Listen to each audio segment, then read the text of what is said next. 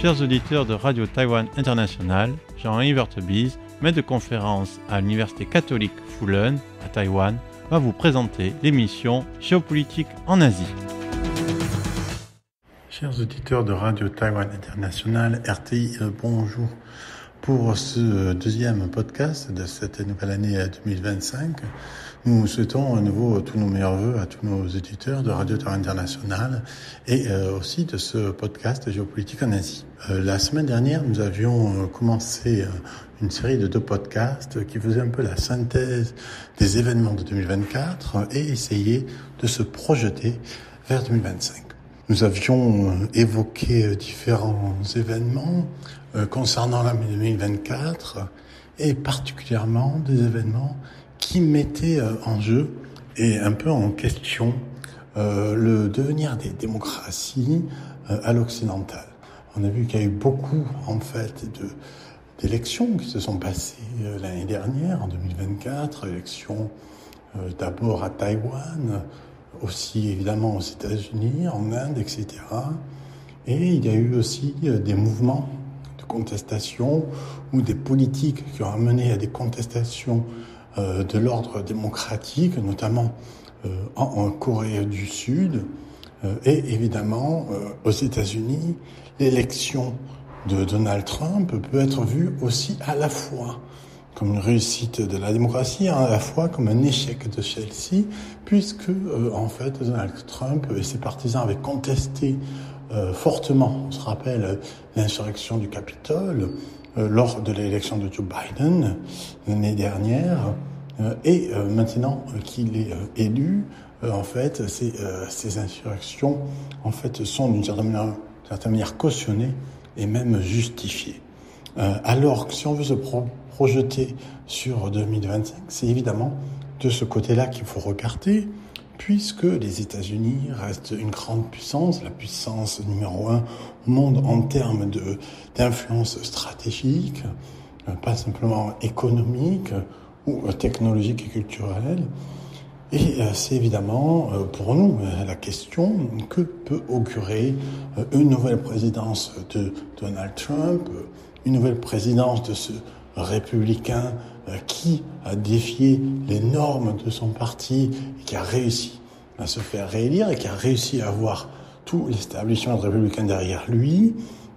Qu'est-ce que ça peut augurer par rapport à ce qui va se passer ensuite à partir de 2025? C'est là évidemment la question à laquelle on va essayer de répondre, et c'est la question en fait un peu difficile de projection sur cette année 2025. Alors évidemment la question pour nous, c'est la question de Trump et de l'Asie, la question de Trump et de la Chine. Alors généralement, la manière la plus simple, en fait, d'aborder cette question, c'est de voir les nominations autour de Donald Trump, et notamment celles qui vont gérer les relations avec l'Asie et avec la Chine.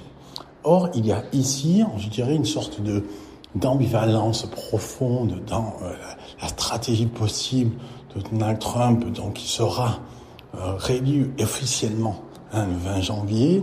C'est que d'un côté, donc, il y a Marco Rubio, donc ce candidat républicain à la forte identité, je dirais, anticommuniste, viscéralement anticastriste, donc qui refuse notamment de relégitimer, reconnaître Cuba, alors que Biden a pris une mesure très forte juste avant la fin de sa présidence de lever Cuba de la liste des organisations terroristes. C'est quelque chose sur lequel les républicains pourraient revenir en fait assez rapidement, même si du point de vue on va dire de l'Amérique et de ses alentours, ça fait parfaitement sens.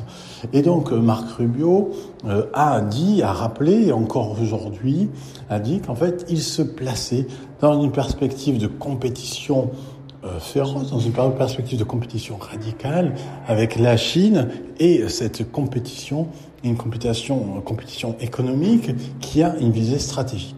Je dirais même compétition économique et technologique qui a une visée stratégique, puisque la domination des technologies, de l'information, la domination des moyens de communication, et que ce soit au niveau des satellites, au niveau des câbles sous-marins, à tous ces niveaux-là, la domination de ces instruments-là de communication, d'information, et on le voit aussi avec le débat de TikTok, et qui est très représentatif. On va y revenir ensuite.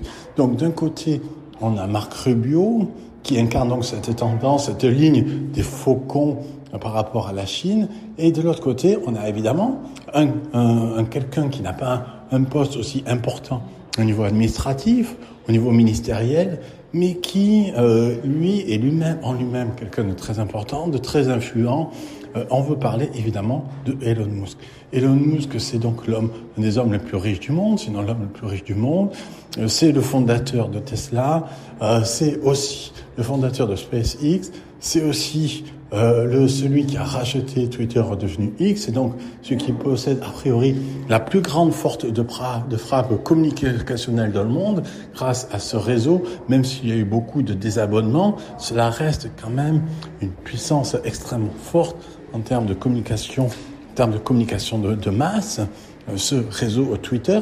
Donc ici, la question, c'est vraiment est-ce que Elon Musk va peser aussi sur les relations internationales? Et là, le problème, c'est que justement, en tant que patron de Tesla, ces entreprises sont extrêmement exposées à la Chine. C'est-à-dire que Tesla produit des voitures, évidemment, et ces voitures sont produites en masse en Chine et vendues aussi en Chine. Et il a donc un lien économique très fort avec la Chine.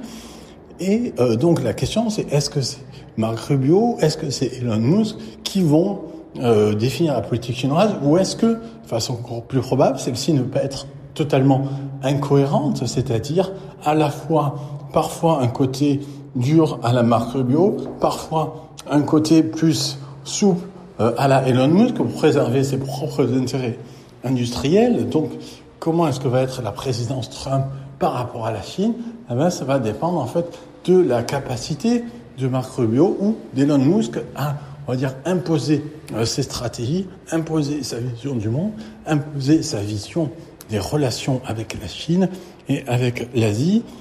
Et si c'est Elon Musk, eh bien, c'est quelque chose, évidemment, qui sera beaucoup plus dans la souplesse et dans le pragmatisme et dans, en fait,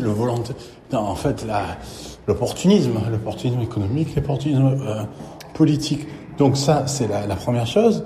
Et donc, Marc Rubio ou Elon Musk, qu'est-ce qui va dépendre, comment est-ce que va être définie la politique internationale des États-Unis par rapport à la Chine? Et un des premiers dossiers chauds, ça va être évidemment TikTok qui est sous le coup d'une possible interdiction devant un tribunal des États-Unis. Est-ce que ça va être interdit? Est-ce que ça va être racheté par un Américain? Comment est-ce que les États-Unis vont réagir par rapport à TikTok? Et on voit déjà que sur ce point, Trump a un peu déjà retourné sa veste. C'est des multiples retournements de veste auxquels il faut attendre avec Trump. Trump a dit qu'il allait régler la guerre avec l'Ukraine en 24 heures. Maintenant, il dit qu'il faudrait 6 mois. D'abord, il dit qu'il fallait interdire TikTok quand les démocrates avaient du mal à le faire. Et maintenant qu'il est lui à la présidence, il va dire sans doute qu'il faut peut-être pas forcément l'interdire si c'est racheté par un Américain. Et qui est-ce qui peut le racheter? Imaginons que ce soit Elon Musk qui rachète la partie américaine de TikTok. Ça serait évidemment un coût extrêmement gros à la fois pour la Chine et pour Elon Musk, et qui relativiserait complètement la ligne dure de Washington par rapport à Pékin. À cela s'ajoute aussi une chose plus générale qui est le discours récent que Trump a eu au sujet du Groenland, au sujet du Panama, et on a évoqué ça la dernière fois. C'est-à-dire qu'on sait que Trump a fait quelques sorties en disant que les États-Unis allaient racheter le Groenland, vous allez le prendre par la force, de même pour le Panama, okay. Et donc ça, la question, c'est qu'est-ce que ça veut dire? Est-ce que Trump va vraiment le faire? Est-ce que c'est quelque chose qu'il a l'intérêt de mettre, sur quoi il a l'intérêt de pousser? Est-ce que c'est quelque chose qui devrait continuer à développer? Est-ce que c'est juste des mots ou est-ce que c'est l'indice d'une stratégie réelle? Alors là, il y a une vraie question qui se pose, et cette question, évidemment, elle touche aussi l'Asie. Pourquoi ? Parce que à partir du moment où Trump dit que le Groenland c'est quelque chose qu'on peut récupérer par la force si nécessaire, évidemment, par là il légitime tous les discours des souverainistes et des autocrates russes et chinois qui pensent que pour eux, prendre Taïwan ou prendre l'Ukraine, ce sont des pays qui n'existent pas. Étant donné qu'eux, ils ont la possibilité de le faire, étant donné que c'est les puissants, ils auraient le droit de le faire puisque c'est la force qui donne finalement la droit de faire quelque chose dans cette vision un peu particulière du monde.